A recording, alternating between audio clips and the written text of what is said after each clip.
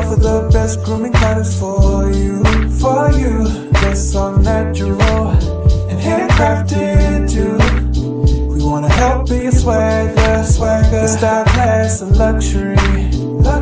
Makeup products that are made for you with high quality. Yeah. So get in style with the Black, yeah. Company, give you swagger. Style, class, and luxury. In luxury, yeah. Black, gentleman, Black, yeah. Company, give you swagger. Style, class, and luxury. In luxury, yeah. Located at www.theblackgent.com.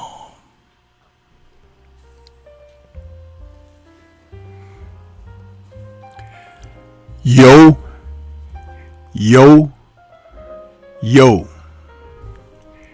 What's good? It's Stormybman, and I am back. Welcoming you to the post-fight show with Stormybman for this Wednesday, January 8th, 2025.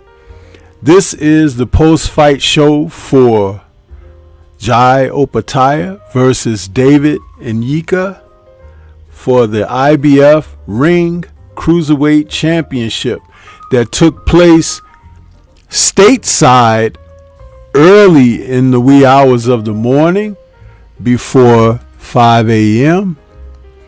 because the fight was held in Australia, and it was a chance for us to once again gaze upon a pound-for-pound fighter defending his title, Jai Opetaia. We have become quite familiar with Jai as he has had his opportunities on Riyadh season events, and he has shined like a diamond since he was introduced to us with his title-winning efforts just a few years ago against Myris Breeders, the man who had taken over the Cruiserweight division after Alexander Usyk moved up to heavyweight, and his only loss at that time was to Alexander Usyk, soon to lose to the heir apparent in Opetaia. Opetaia happens to be a fighter that is a crowd-pleasing style fighter where he comes in and he blazes. He goes for it and gets after it.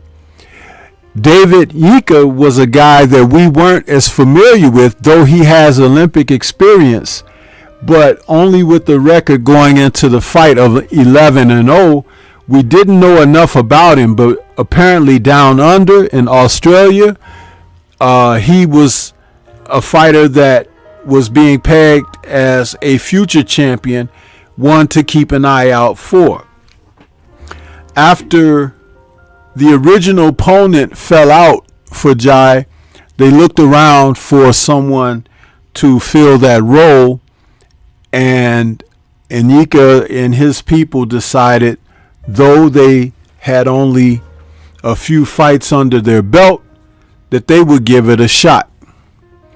And boy, did he give it a shot. I have to say, I didn't get a chance to watch the fight completely until I made it home this evening, and I knew, though I knew about the results, I had to sit down and watch it in its entirety myself and make an assessment, because I wanted to be able to bring you a post-fight comment on the fight through my eyes. And I was pleasantly surprised and pleased with the efforts by both men. I had done breakdown video and covered this fight a little bit, talking about it. And salute to the brother Hendog, the fearless one, who had on another channel, I think it was in Shawalaya's chat. Salute to Shawalaya, who I think she did her first live stream this evening. Got a chance to catch some of that.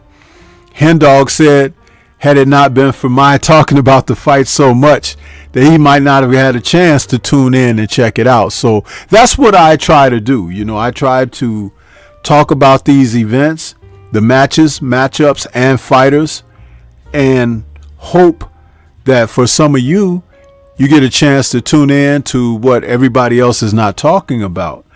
And it's nothing special, but it's just a consistency, as if you profess to love the sport, you have to embrace it all. It's just like when you have multiple children, right? You have to embrace them all. You can't love one over another, otherwise there's going to be some problems. You know what I'm saying? So we love our sport of boxing. It doesn't always give love back, but when the getting is good, it's very much pleasing and exciting, as was this fight.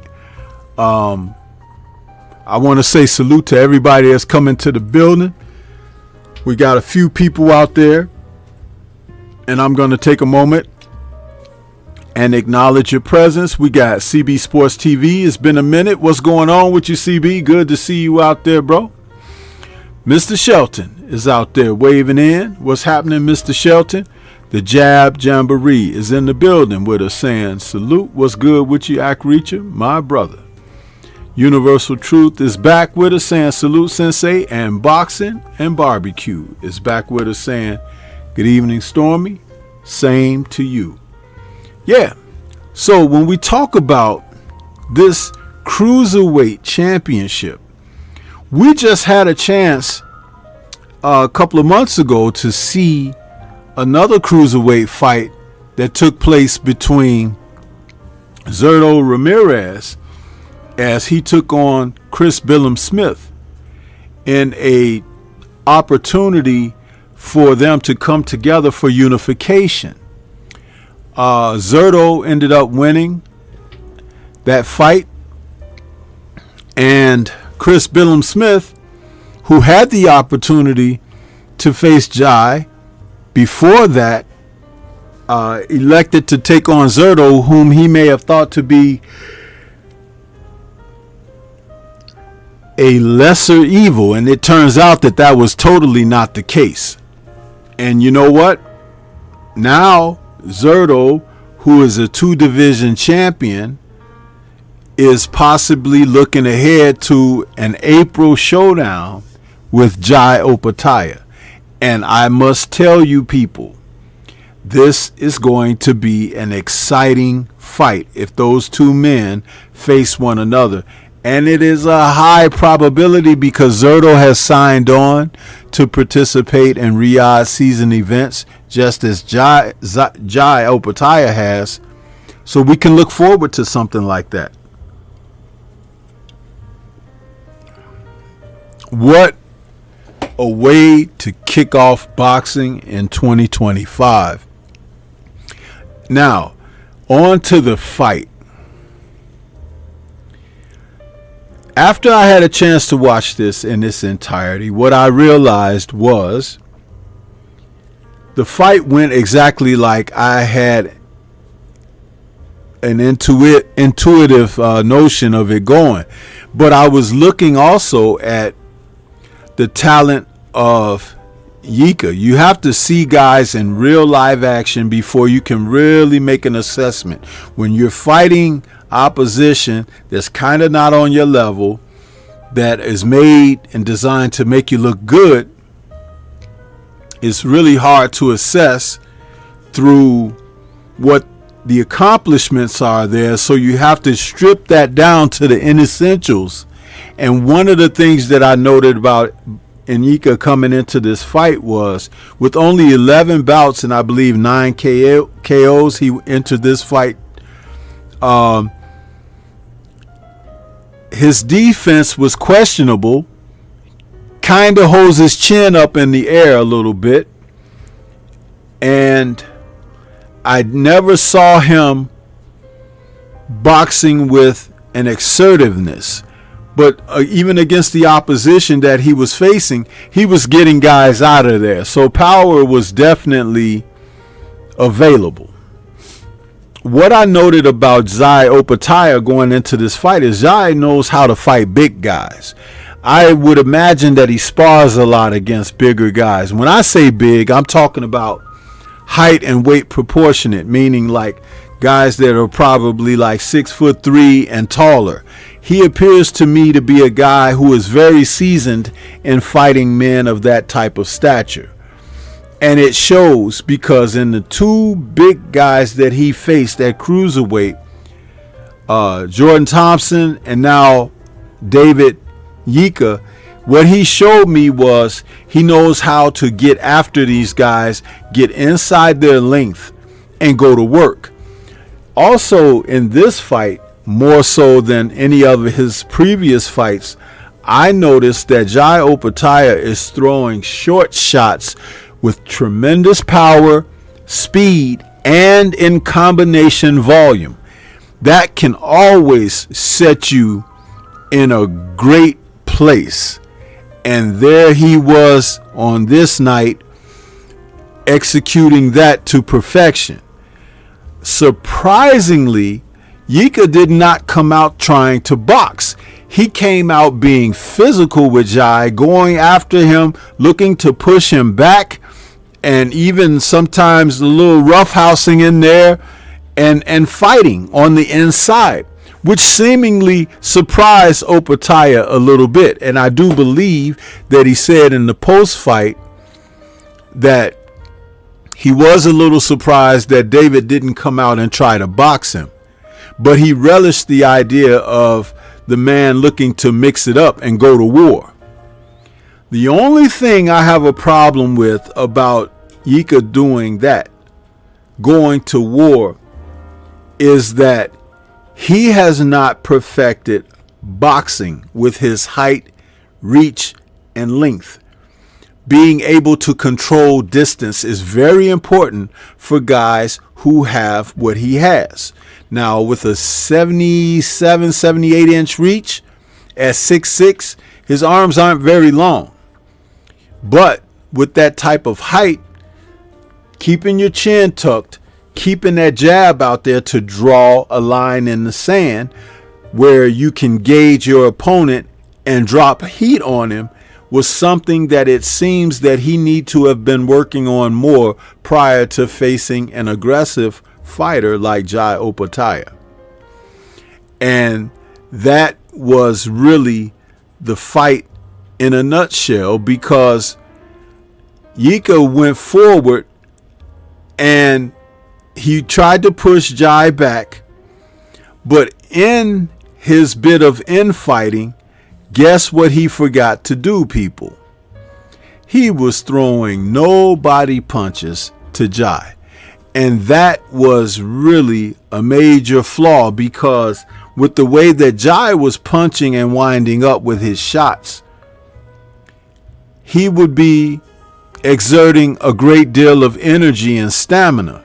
And so with nothing coming back to the body, he could rest when he wanted to. And Jai went to David's body quite well and often, even mixing in uppercuts, which were very smart and heads up, because it's hard to land uppercuts on a guy much taller than you. So if you're bringing the shots around the body, up high into the body, and making him bend over and bend forward, then you can bring the uppercuts underneath and up the middle. And Opetaia showed that prowess. But there was a moment near the end of the second round where David had Jai in the corner in the triangle, and he pressed him and landed a very good shot on Opetaia that stunned him and made him reach out to grab and tie up. And within moments of that action there, the bell rang, and that was the end of that round.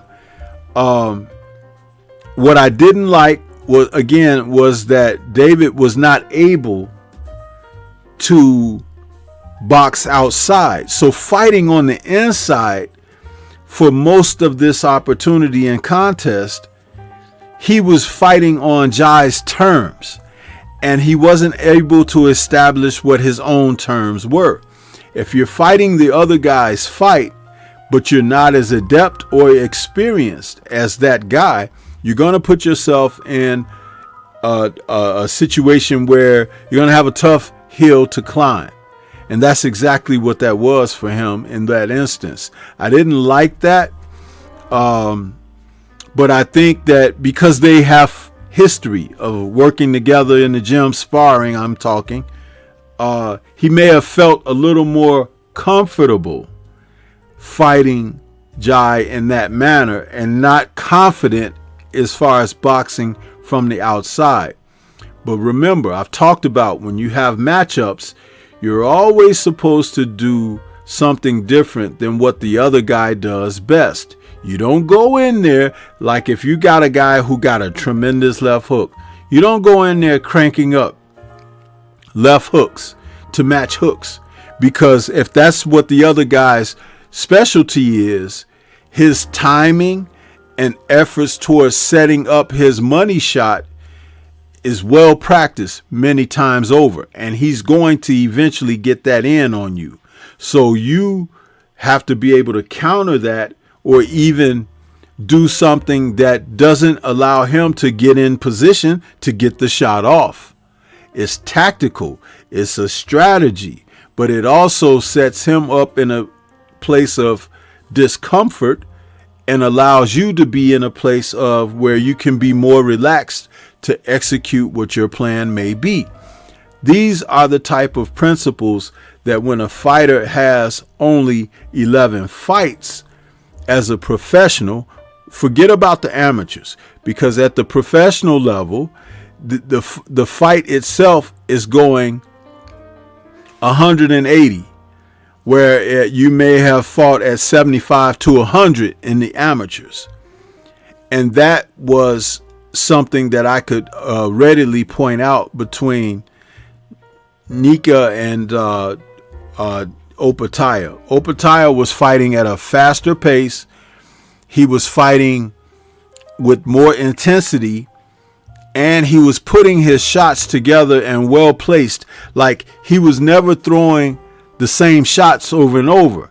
He would loop shots over the top. He would come up the middle. He'll come around the sides. He'd go high on one side and low on the other. I really liked what I saw from Opetaia's efforts out there. Sometimes when fighters are fighting like this, you don't see the precision because you're too busy looking at the dead on action. But the precision of Jai and his punch placement was excellent. I mean, I noticed it right away. There were shots that he was throwing, like the overhand left and coming back with the right hook to the body, and he was throwing that hook short. He wasn't looping it. He was throwing it short because, being such a tall guy, it was easy to find Nyika, right? But also because they're familiar with both one another, he knew where Nyika would be.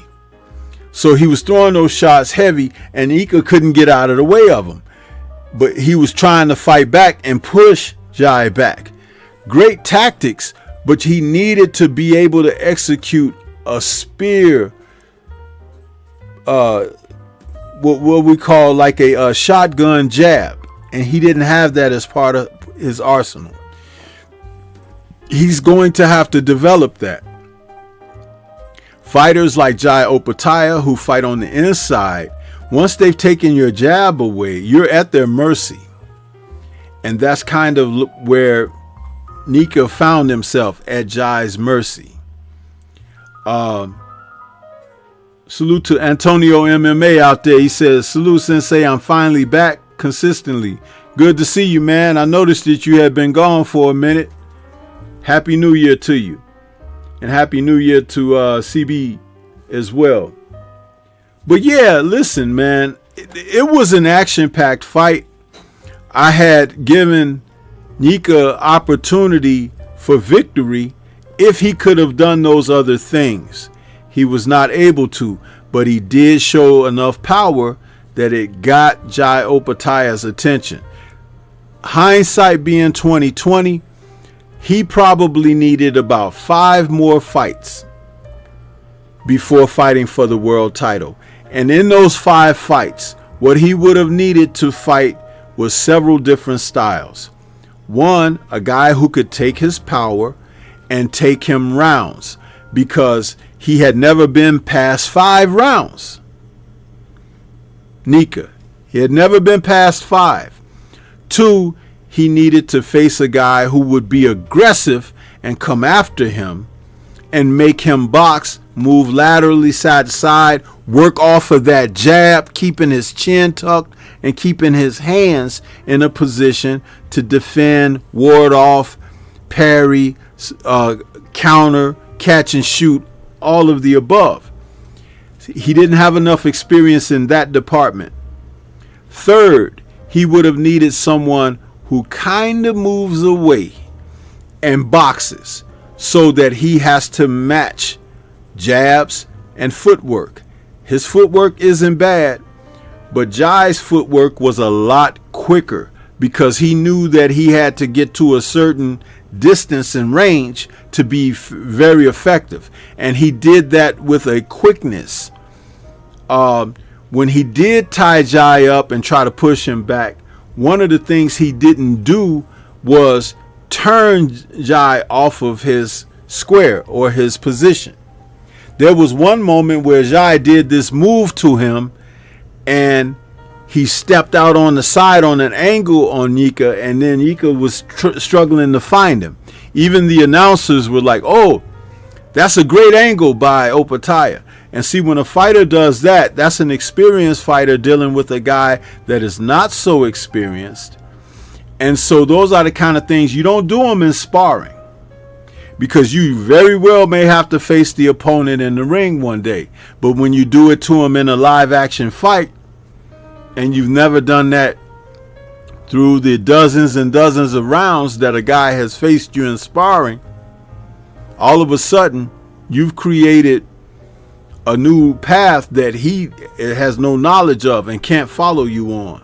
See, those are very intelligent methods of boxing that, you know, experienced fighters can do. This is one of the reasons I talk about all the time about sparring. What's good sparring as opposed to bad sparring?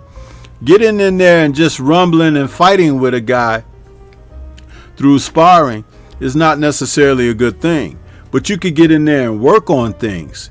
You can get in there and work on keeping your chin tucked and keeping your elbows tucked and keeping your defense tight and picking shots off. Your sparring partner might be thinking, or the person you're sparring with might be thinking, oh, this guy is timid or whatever. But you're actually in there working on strategies and tactics.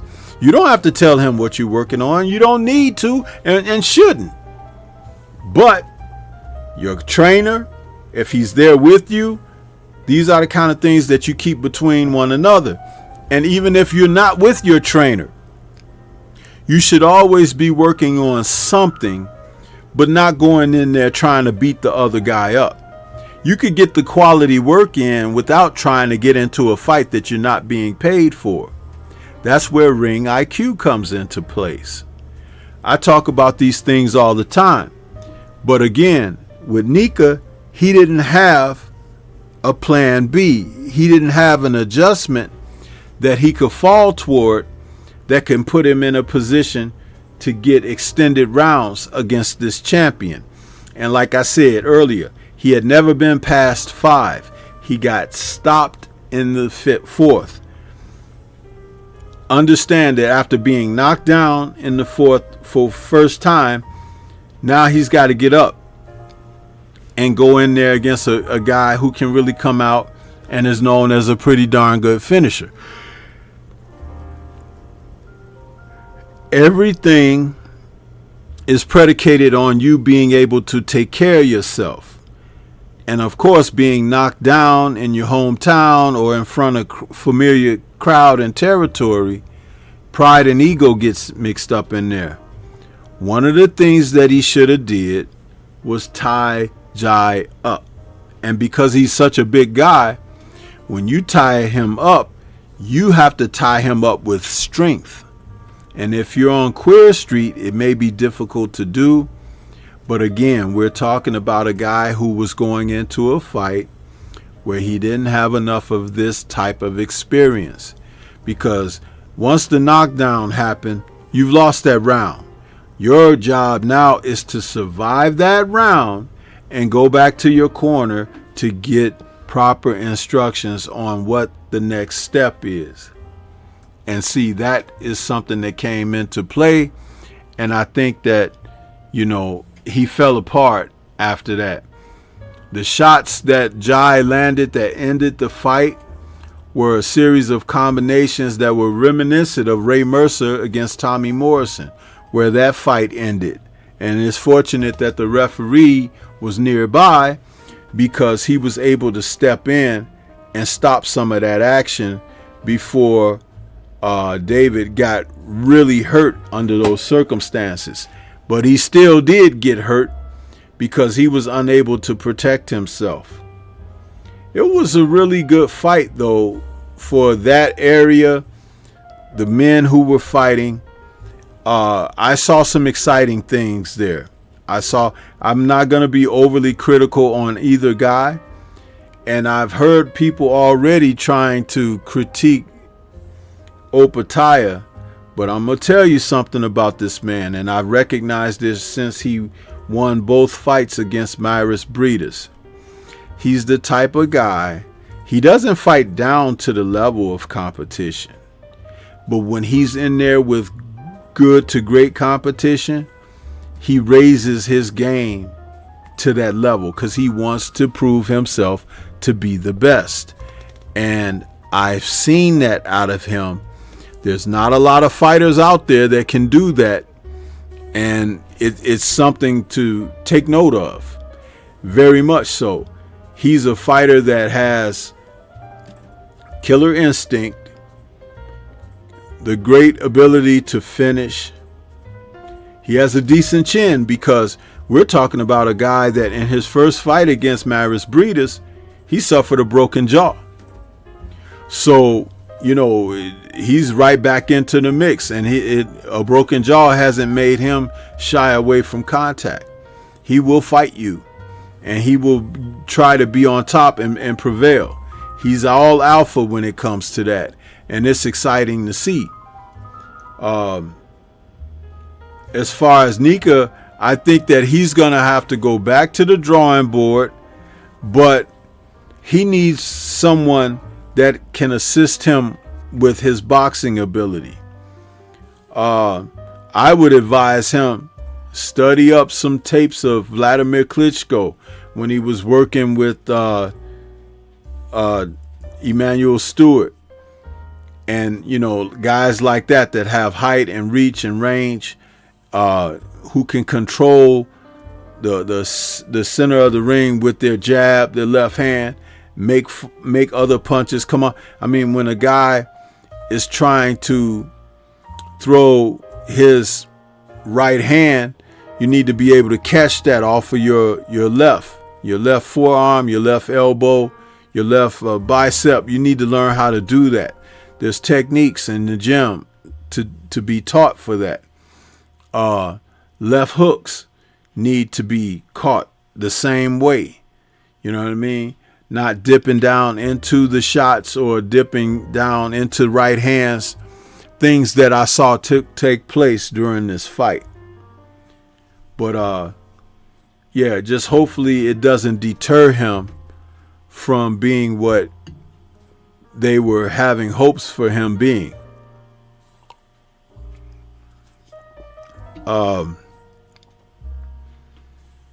I would like to see and hope that his confidence remain on a high level, because he is a good fighter. And even though he got stopped by Jai in the 4th round, there were things that I could see about him where he could give a lot of guys trouble. I believe that even he could beat Jordan Thompson, who Jai had defeated. It would be interesting to see them face one another, but he needs some work in specific areas. He needs some work in specific areas. But boy, oh boy, there's that doggone Opetaia. He's an aggressive sort, man.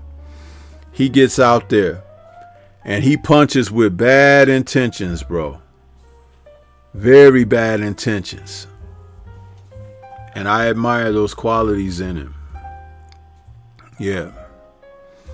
I didn't get a chance to watch the full undercard yet because I had to come in and make certain that I watched that fight and look at it very well before I came on to do the post-fight commentary on it.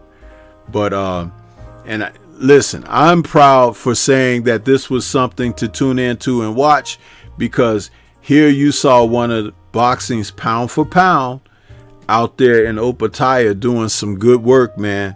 And he relished the fact that the relief fighter that stood in to fight him tried to actually win and didn't come to lay down.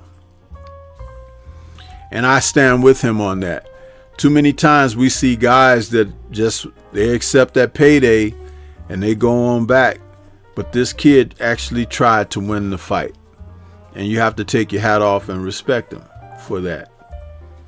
Yeah. So, I see you guys out in the chat. Were you guys just listening? Nobody's saying anything? No comments or whatever? I know you all have probably listened to some other content creators talk about the fights earlier. But I had to work. You know, that's why I came on late.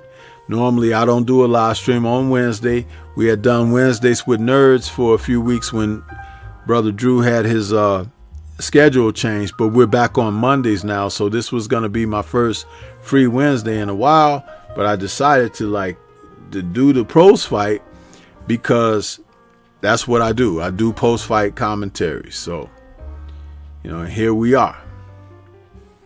But yeah,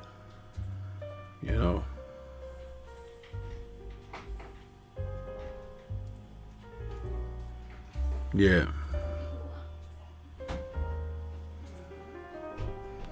So, but you guys are kind of quiet out there in the chat. Antonio says, I haven't seen the fight yet, Sensei, so I have to catch up. I've been off the media. Hey, it's a good fight, man. It's a good fight. 4 rounds of them guys going at it. And it just showed that Mr. Opetaia was a superior fighter. Very much so. But hey, again, this is what happens when you put quality fighters in. But like I said, I would have liked to have seen Nyika go in with at least a record of 16, 17 and 0, before fighting for a world title.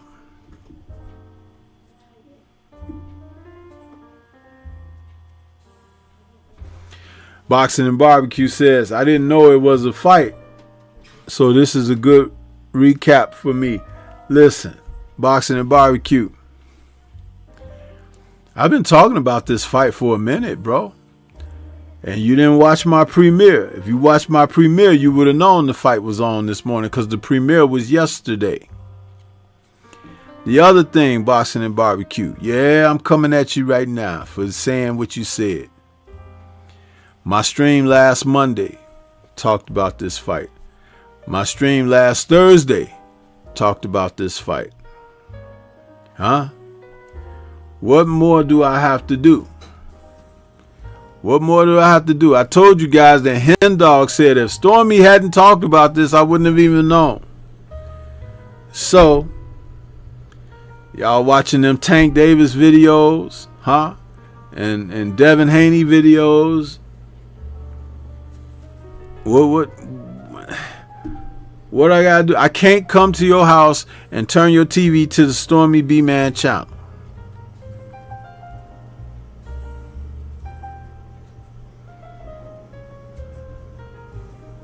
Clarence McLean, what's happening with you, bro? Good to see you. Yeah. I talk about it. Have breakdowns. I have the call-in show.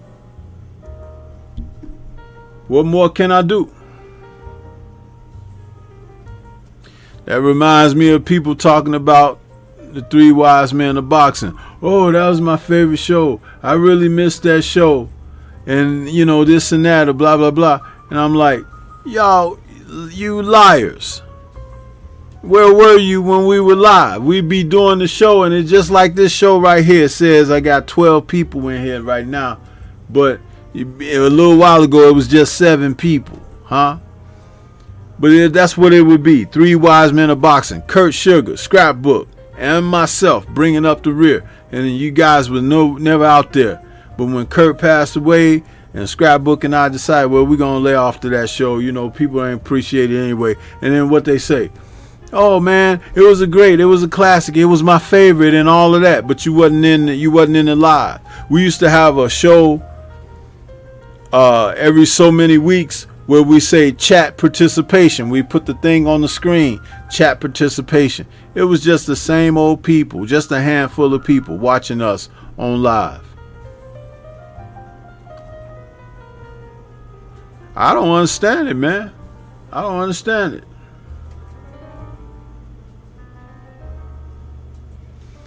Yeah, well, I'm going to tell you something, Boxing and Barbecue. You might not be able to remember yesterday, huh? But Stormy B-Man do, huh? And that's why I say what I say, huh? Because this lets you know that I ain't just on here BSing. I ain't. I'm on here talking the real, huh? I ain't talking about, you don't hear me talking about these guys like T.O. and them. For what? What are they doing? Nothing. That's why you don't hear me talking about them. You may hear me talk about them in reference of someone being over them. But this is what I do. And I can't get the support. I can't get you guys to hit the like button. I can't get you guys to share the content. And lo and behold, if I ask for somebody to send a little love this way, oh my goodness. Oh.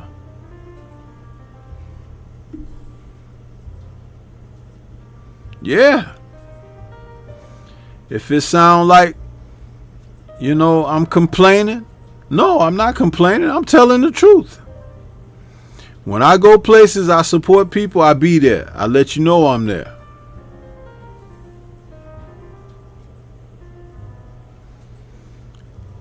This show this evening,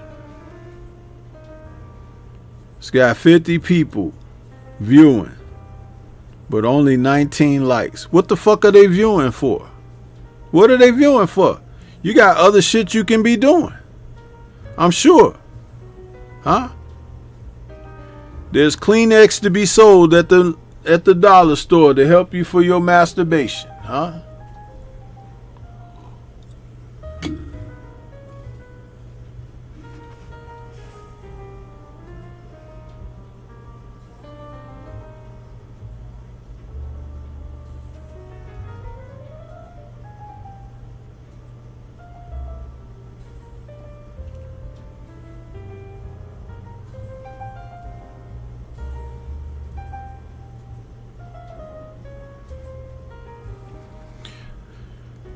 Not around these parts here, Clarence McLean. My facing page tells you what's going down here. My facing page tell you everything that's going down. What's live, what's not live, what's video.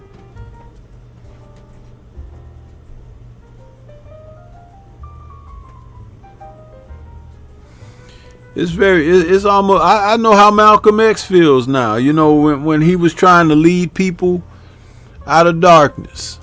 Yeah, I know how he feel. Because they'd rather be in the dark with shades on. Yeah. And their eyes closed. Yeah. And with a whiskey in one hand and a reefer in another. Yeah. They'd rather be that.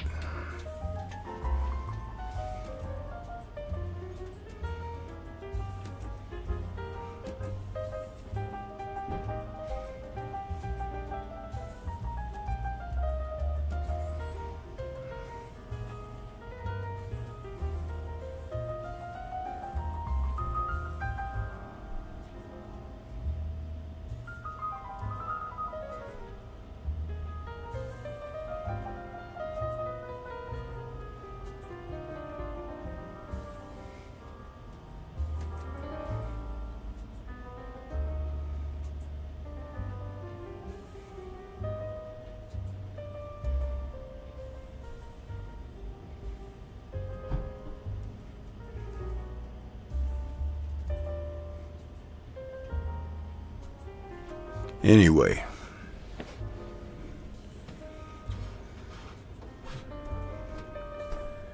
it was good to see Nyika Opetaia defend his ring and IBF titles. The next stop might be against Zerto Ramirez, which would be great if those two men can get it together, because that would be a quality fight at the weight division of Cruiserweight.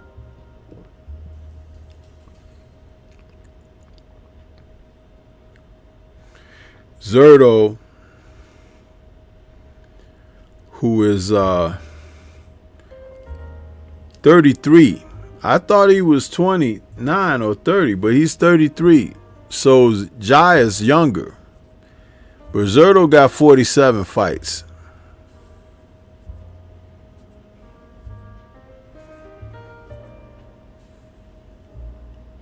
That would be, it would be interesting to see them two mix it up.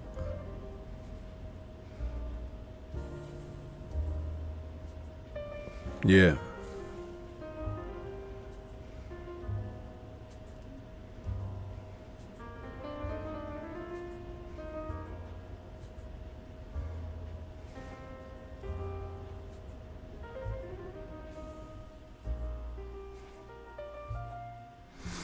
So what's next for Nyika Opetaia? Man, if he keeps performing like he's doing, he'll meet his goal in no time. He's definitely a fighter who gets after it. And as long as he's willing to face the best opposition, that's what's good.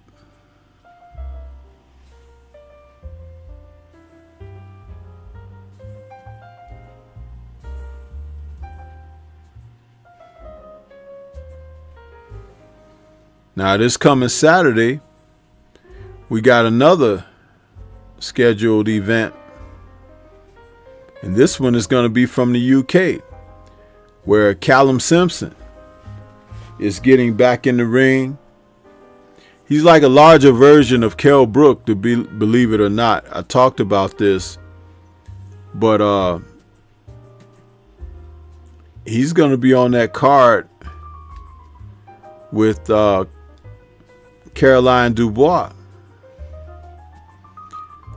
where Smith is going to be taking on Steed Woodhall. That's the BBBFC super middleweight and super middleweight titles, Commonwealth, over there in Yorkshire, Sheffield. And Caroline is taking on Jessica Camara for the WBC lightweight title. That's a double header for those fighters. And I expect it to be a pretty hot affair watching them. And that will be broadcast on Peacock Television. So if you guys watch Peacock, Sky Sports and Boxer promoted fights are on Peacock and Sky. So Sky is international and Peacock is U.S. stateside. So keep your eyes peeled out for that. Now, somebody's going to come back Saturday when I do my post-fight show for that, and they're going to be like, oh, Stormy, I didn't know it was a fight on. Somebody listening right now out of the 50-something people that tuned in tonight, because they waiting on me to say something that they don't like or whatever, and then they control and go make a video about it or whatever. Man, nobody thinking about you.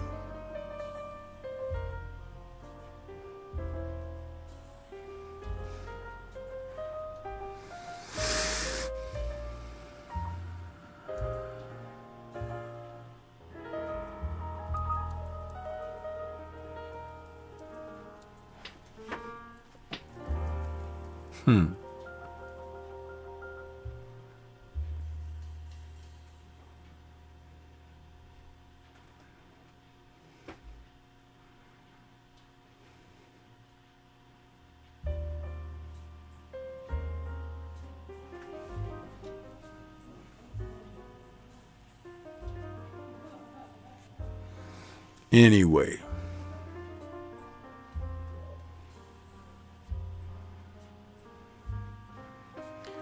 for those who got time for foolishness, enjoy. I don't have time for foolishness. No interest in it at all.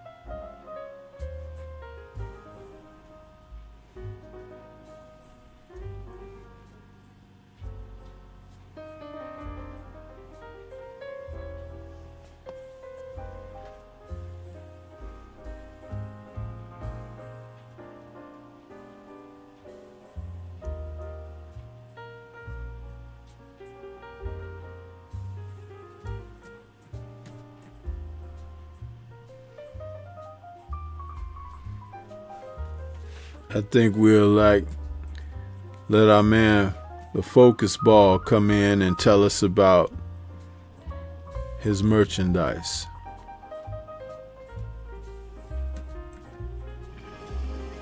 Get ready to take your striking game to the next level with the Focus Ball. Dramatically improved footwork, timing, head movement, hand-eye coordination, reflex, and overall fight IQ. It's lightweight and extremely portable, so you can train every time, everywhere. When you don't have a coach to do mitt work, get a Focus Ball.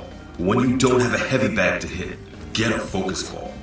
When you don't have a sparring partner, get yourself a Focus Ball. And when you just want to have fun punching and kicking, get a Focus Ball.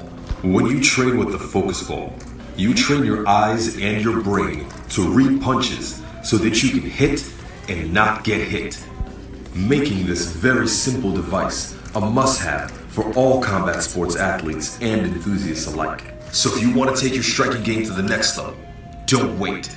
Get the Focus Ball now.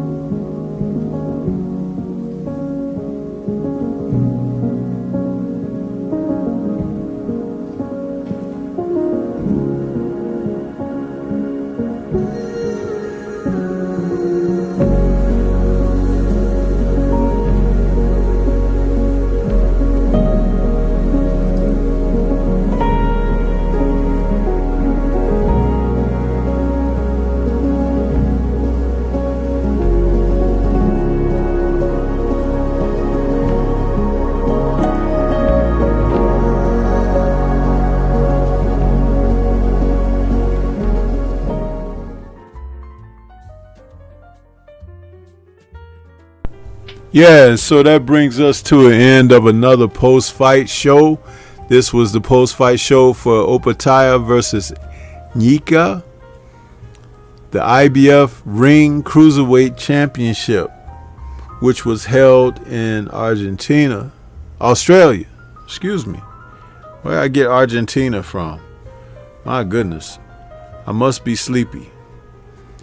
But this fight was a good one for as long as it lasted. We saw Jai Opetaia successfully defend his crown. And it's on to bigger and better things.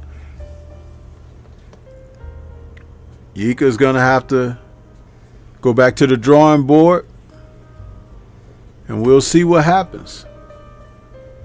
But interesting. Very interesting. I enjoyed the fight, even though I had to catch it late. And I hope that you all enjoyed it as well. But we've got some major fights coming up. And this is just the start. We're only in January. And January still has a couple of exciting cards coming up before the end of the month. And I'll be right here to talk about them for you. So with that being said, I want to say shout out to the mighty LDBC. And we will catch you guys on the next one. Peace to everybody. Enjoy the rest of your week. Be safe.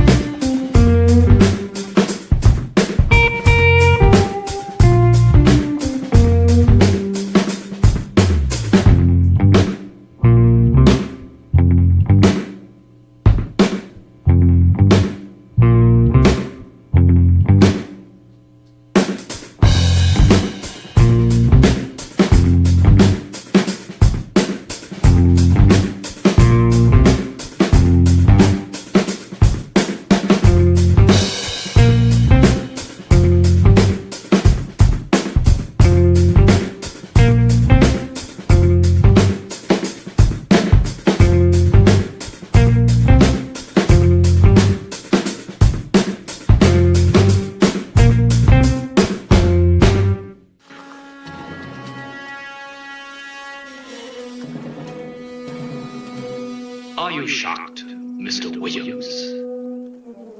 Only in how sloppy your man works.